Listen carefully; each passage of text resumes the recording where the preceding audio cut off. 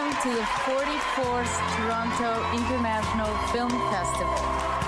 You lucky, lucky people. Hello, everybody, and welcome to the Spoiler Warning Podcast. This is our 2019 Toronto International Film Festival review of Knives Out. I'm Christopher Schnese. And I'm Stephen Miller. And if you're joining us for the first time, the Spoiler Warning Podcast is a weekly film review program. Each week in the show, we're going to dive in, debate, discuss, and argue over the latest film releases coming to a theater near you.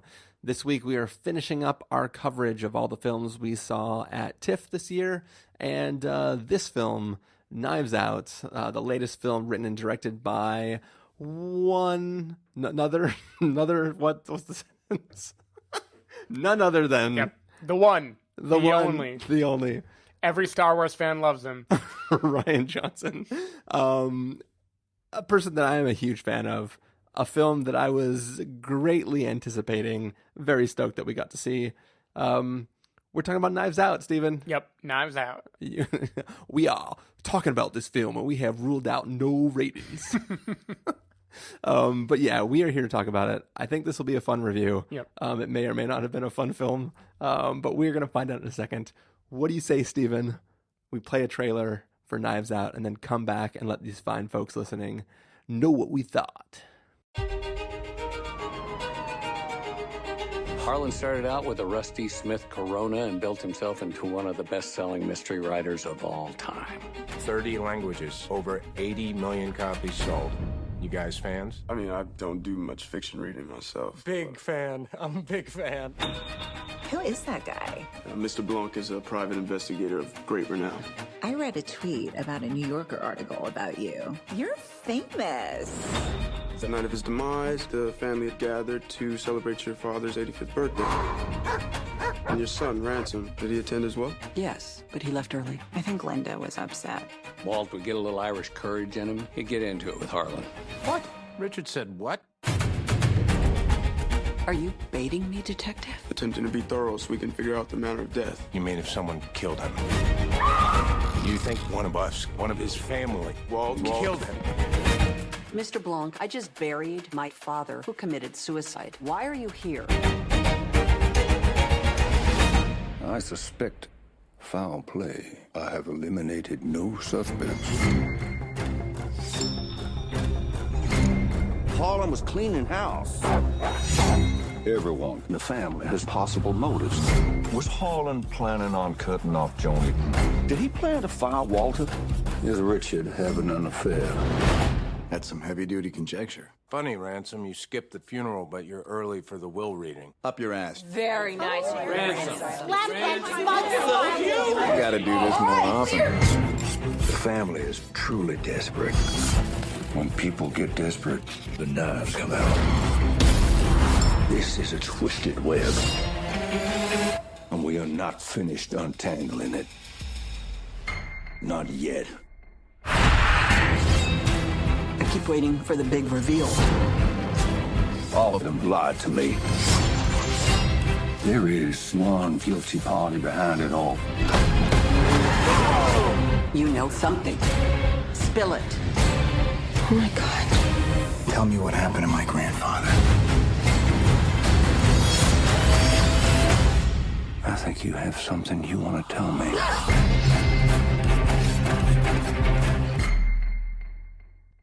All right, so that was the trailer for Knives Out. Essentially, it is a whodunit caper where a bunch of people in a family have gathered at a house, and the head of the family, the grandfather or father, depending on which character you are, I guess, has died, and the folks in the house are trying to figure out whether he was murdered or what happened, and we have some outside investigators that are coming in, and we have a bunch of characters that all stand to gain from the passing of this person. And it's a big, wild film about who done it, how they done it, and who could have participated. Yeah, why they done it. All the questions. Stephen Miller, what did you think of Knives Out? I thought this movie was a whole lot of fun. I feel like it's a blast of a movie. The cast has a lot to do with it. I mean, the trailer alone, it just makes it clear this is like, move aside Wes Anderson, because this is like a director having a cast just play dress up. And act the hell out of their zany characters. Daniel Craig as the kind of like Southern fried Hercule Poirot character, I feel like he is really great. Even hearing you do his voice made me want to go and watch the movie again. Yeah, I feel like he just took that voice from Logan Lucky and decided to like run with it for the next few movies. I'm about to get naked, no peeking. Michael Shannon just being so like wonderfully Michael Shannon in this movie. The kid from It, Ana de Armas, who is like the kind of star of the film, I would say, and kind of like at least the most human, more like typical character in the movie that you can kind of relate to and latch onto. Yeah.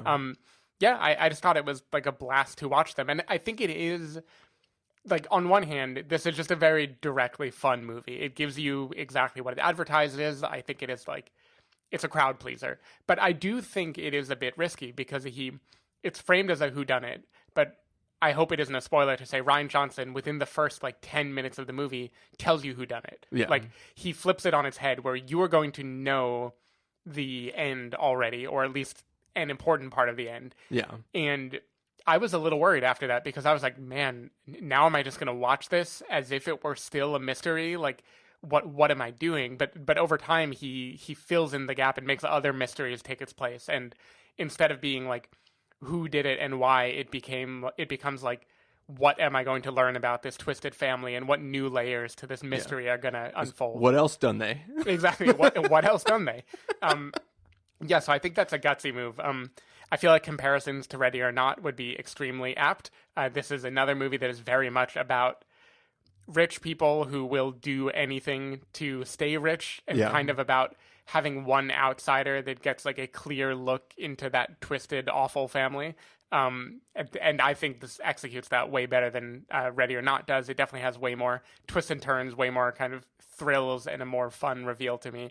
But yeah, everyone was just great here. I like seeing Lakeith Stanfield as a detective. I like Chris Evans just like chewing scenery in this movie. Yeah, it was great. I think it was a great movie. It was not a movie where the plot is the main thing I remember. Like, I remember more having a lot of fun with it than I do like, oh my God, what about that moment? What about that moment? It was more just like a great genre-fied joyride and a wonderful way to spend a couple hours. Yeah, I thought that Knives Out was a fantastic film. I mean, it is so good. In fact, from the moment the film ended, which was before we saw Jojo Rabbit, I was like, there's no way this doesn't win the audience award. Like, this has to be the audience award winner. Like, there's nothing else you could vote for. And we saw Jojo Rabbit, and I was kind of sad because I was like, oh, I bet that's going to beat out Knives Out. Not because myself particularly thinks it's that much greater. It's just one of those things where I was like, that one is doing a specific thing that you can kind of latch onto in a different way, and Knives Out is a little bit more complicated of a film and trying to do a lot more than Jojo Rabbit is, from a standpoint of like how important the individual plot beats are. But this is a film that you could definitely see the trailer and assume that it's going to be fun, but not as immensely clever as it turns out to be. As you've kind of stated, in normal whodunits, we don't know who done it. We are trying to put the pieces together ourselves in the same real time that the characters are, and trying to guess who might be involved and who did this and who did this. This film, as you said, immediately just lets us know exactly what happened, and then starts letting us try to figure out whether the inspector guy will figure it out, or whether the regular police officers will, or kind of whether other family members might, because each person had a reason to have done it. And we are watching a character play through all those reasons and try to prove who's done what for what reason. But we already know what the truth is. And in a lot of films, especially those type of things, we have unreliable narrators. But Rian Johnson chooses every time an unreliable narrator is speaking, we see the truth. So it's not even like a misdirect or a, can I trust what this person's saying? He specifically chooses to take sort of a comedic / clever moment and let you see what's really happening in all those scenes while the character recounts their version of that story. Then on top of everything, we have a character who, no matter what, will always speak the truth.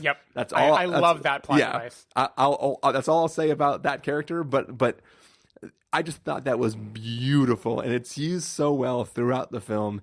And it's one of those things too where it's not just a character that will tell the truth. It's a character that all characters involved know will tell the truth. Yep. So each character has their own little interplay with those moments and stuff. So you can see how this person's telling the story. You can see how the people we don't trust are telling the story. All along, we know the events that actually take place. And I think that the real truth behind the events that took place is an amazingly compelling story on its own. Yep. There were even times watching this film where like I was extrapolating more stuff that could be happening in this universe, and I was like, "Holy shit, man! If some of this stuff is going on, that would blow my mind even more than this is." But I think it's a clever film that is like just amazing, laughing the entire time, enjoying every single individual freaking performance in this film. Like not a single character has any moment of downtime or any obnoxiousness. We have characters that bounce between being like the audience surrogate in certain moments. And it's just, this film was so fun. It was so nice to have it like as one of the things to kind of just, we've seen a lot of depressing things. We've seen a lot of things that make you cry. It was just great to have a film like this that is so amazing from beginning to end, so fun. And I loved every moment of it. Yeah, and you are definitely right that no character outstays their welcome, to the point where I kind of wish it were a little longer, because a few people like Toni Collette's character, I feel like is really fun and kind of juicy, and you only get a few scenes with them. You don't really like get to sink your teeth into them the way you do some of the other ones. But yeah, I mean, it just breezes along. I think I was trying to put my finger on what it is that is so fun about this movie, and I think it's that it is like Clue, and not Clue the movie. It's like playing Clue the game. Like it set these rules, including the character who cannot tell a lie. These things, and then it allows this kind of game to take place where people are working through the riddle of, well, there's these discrete locations. Who was there at that time? Who might have seen them? Why would they say that if they had seen them in that place? And it just it feels like the way I remember like trying to solve a mystery in a game like Mafia or something, where you just get into the like extended back and forth conversation where you eventually figure it out just by like arguing for a while. And I just feel like that is a really fun thing to explore in film. So I'm wondering, who is your favorite character? Who do you think is the MVP of this movie? Oh, I mean, there's so many. I mean, like you've already said that like Armas is our she is the lead of this film, and she's the one that we're following the whole time, and she has the most sort of moments of what you're seeing her do things with.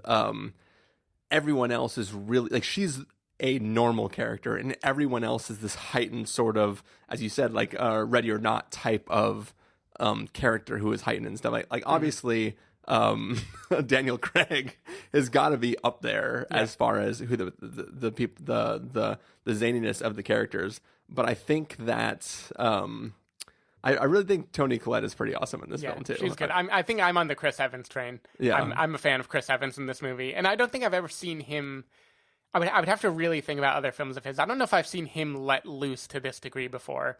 Like, he definitely plays a very, very like hammy kind of character, and he just goes for it 100%. What's funny too is about his character, everyone else is playing an extremely heightened play like they're acting to an audience where you might throw your hand. I'm doing a gesture right now that nobody can see, but like you're throwing your hand up as you deliver these lines. Like that sort of just kind of like they're doing an actor-y sort of actor sound. Chris Evans, I feel like, is just Chris Evans. Yeah. You know what I mean? Like, I'm not saying that him in real life is this character. I mean, he is like what Adam Brody. He's what Adam Brody is to Ready or Not. Like, he's the person who's kind of like the foil to the rest of the zany family. Yeah. But it was awesome though. I do think too that I love that in a film where we know everything that happened, Rian Johnson can still find clever things to add to the story as you go on that adds impact to stuff you already know. Which, like, speaking of, like, I think one of the best characters is Christopher Plummer. Like, what he does and why he does it, like, at the beginning, basically before his character's dead, is really, really kind of awesome. Like, it's I mean, I can't even say it without being in spoilers and stuff like that. But I mean, just it really put a sort of really interesting arc over the entire film, just knowing that aspect to the through line of this entire film. Yep. Yeah, I agree. I feel like this is just and mystery is the wrong word because it again, like he's inverting it. It isn't a traditional mystery, but it is still a movie where the twists and turns are so much of the joy of it that I kind of have trouble talking about it very much. Yeah. Except to say that I think it is just a like delightfully fun time for me. Just the sort of movie it is. It doesn't quite get the bump as some of the like really emotional things do for me, but I think for the genre he's going for, this is like perfectly executed. I think it's like a flawless genre entry, which is his jam, right? Like it seems like he loves playing with genre, and he's very direct about here's the kind of movie I'm making. Now I'm gonna just do it to a T, enjoy, and he nailed it. And I do like to in another element that is woven in with all the other elements we've already kind of talked about is. Like in films like The Death of Dick Long, where people have technically not done anything, but due to circumstances are behaving guiltily. Yep. And they are now in a situation where they are trying not to get caught for something they didn't actually participate in. So I think that like that sort of element is in there too in different places that becomes another fun thing where you watch somebody sweat when there technically isn't a reason for them to sweat, but they're just nervous in the context of what's going on. Yep. So I will say, without giving anything away, toward the end of this movie, there's one moment that is just like one of those epic reveal, get the audience cheering moments that I haven't really felt in a movie in a while. Like, I always am kind of like the asshole who is outsmarting the movie or trying to be like, I bet I know what they're going to do next. And this movie got me real good. Yeah. Cool. Well, should we get to verdicts? Sure. All right, Stephen Miller, if you're going to give us a must-see, recommend with a caveat, wait for rental, pass with a caveat, or a must-avoid, what would you give it? Even if it isn't my top of the festival, it has to be a must-see. Like, this is just a perfectly executed genre film, and I feel like the cast is just amazing. If you were at all intrigued by the trailer, I will be shocked if you do not love this movie. Yeah, I mean, this film is amazing. It's a must-see for me. I think that the film is even better than the trailer. I think the trailer... Maybe some people could be like, what is this movie? Like a remake of Clue? Or like, I don't know. I could see watching the trailer and just not necessarily being hyped just because you're like, all right, okay, that seems like it could be fun. Maybe I'll rent that one. But I think it is a really awesome film, and it's really good to see with an audience. Yeah. I think it's definitely a thing that will benefit from being in a not that it needs to benefit from it, but it will have an extra little punch when you're sitting with a huge crowd of people that are all in love with what they're watching on screen. So, yep, totally agree. This should definitely be a packed house kind of showing. I will definitely watch this one again. Yeah, for sure. All right. Well, I think that is going to do it for this review of Knives Out. Stephen Miller, if people want to find you throughout the week, where can they do that? Christopher Schnese. If people want to find me, they can go to twitter.com/sdavidmiller or sdavidmiller.com. If people want to find me, they can do so by going to ChristopherInRealLife.com or twitter.com/ChristopherIRL. You can find the podcast over at thespoilerwarning.com where you can get a bunch of the back episodes of the show. If you want to subscribe to the show, you can do so on Overcast, Stitcher, Apple Podcasts, or wherever podcasts are found. If you want to know when the episodes go live, you can follow us at twitter.com/spoilerwarning, facebook.com/thespoilerwarning, or instagram.com/thespoilerwarning. If you want to get a hold of us directly, you can send an email to fans@thespoilerwarning.com, or you can use the contact form on our site. Thanks for listening, and we will see you somewhere in our coverage of TIFF. Bye. Bye. This is Canadian content, and it's time we take credit for it. Starting now. Oh, Canada!